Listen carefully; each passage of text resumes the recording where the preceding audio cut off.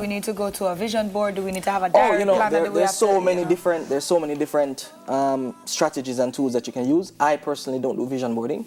I'm more of a cognitive, cerebral person, so I read and I visualize mentally. I use my imagination. And I like pictures. I know, great. I mean, it works for different people.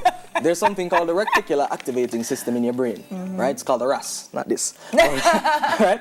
And what it does is it literally attracts. Have you ever wanted something, a new car perhaps, and start it everywhere? Me, and then I got it. Indeed.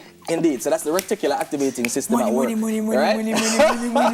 Millions of dollars. And it's the reticular activating system at work. A lot of us speak about the law of attraction, right?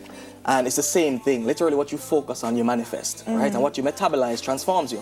So if you want something, you can't just think about what you want, but you have to think about the process that gets you there, right? And a process is simply this. A process is a set of steps that ensures repeatable results, all right? And when you understand that fundamental, that a process ensures repeatable results, in finance, it's a process that you have to take to ensure repeatable results, you can change your life. Because if you get the steps right, then there's only one way. There's no secrets to success. There's only systems to success. And once you follow them, the outcome is sure. I'm feel like I need to have pen and paper this morning just to go so after I want to talk, honestly. Oh my goodness. All right. How do you remain, so now 2020 is here, how do you found what you love, you found your passion, how do you remain relevant with that passion? The funny thing about passion, and I tell people this all the time.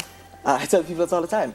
You have to be clear that your passion can make money. You can love like kitten dolls, selling them online, but boy, I'm going to know if the world will resonate. So I start with the market dynamics, with a synergy of what I like or what I'm interested in, what the skills that I want to develop, right? And in terms of remaining relevant, well, this is one place to remain relevant.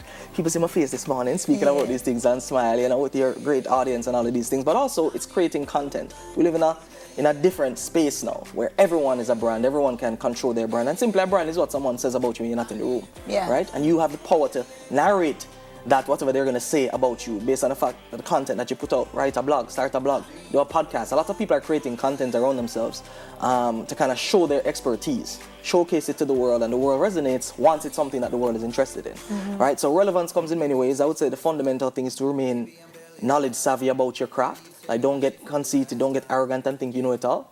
Life is a series of flux, and things are changing radically daily, right?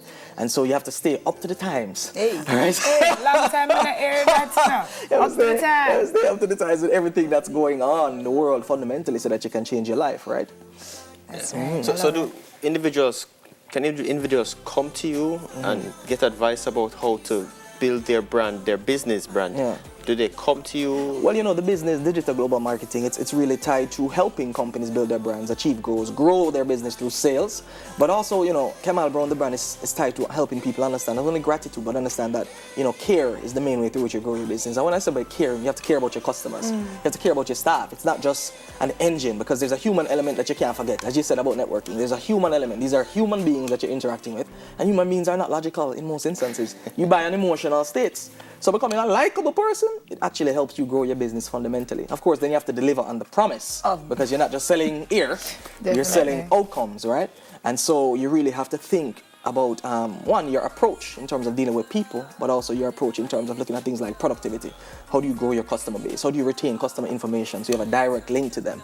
And the business is really, it's an advertising agency, but we look at really helping our customers understand their customers to ensure that they have repeated sales. They have that process down where they're consistently growing throughout time.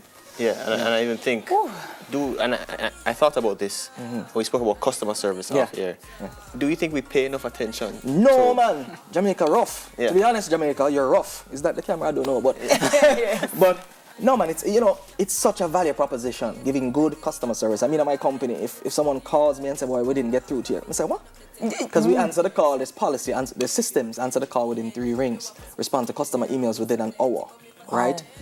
I'm really happy and proud of just how my company operates in the context that, everything, there's so many checks and balances built in, so many SOPs to ensure repeatable results. SOPs are standard operating procedures. Yeah, we learned that out of it. Yeah. So you have to have these things so that you can repeat the results. But I think customer service, I think people don't understand that people have choices. A lot of business owners don't understand that. Listen, people have choices, and you should try to be so high in your customer's mind. Retention is a big thing that we don't focus on in Jamaica, customer retention. You want people to just go everywhere. Or, I call this printer store one time and I said, well, I don't need your business. And I was like, in my head, I was like, So you I would think? never say that Yeah. because, I mean, this is money. End of the day, you're in business to grow. And you're in business to grow your revenues, to provide value to your shareholders, even if the shareholder is just you, right? And that value in economic terms is through wealth creation, right? And that's always...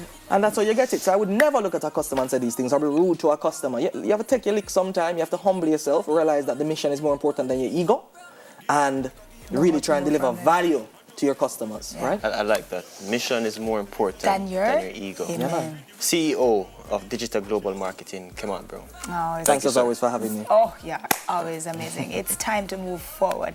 And K number 3, Crystal Tomlinson, is going to take you through the steps when we get back from the break. Okay? Okay.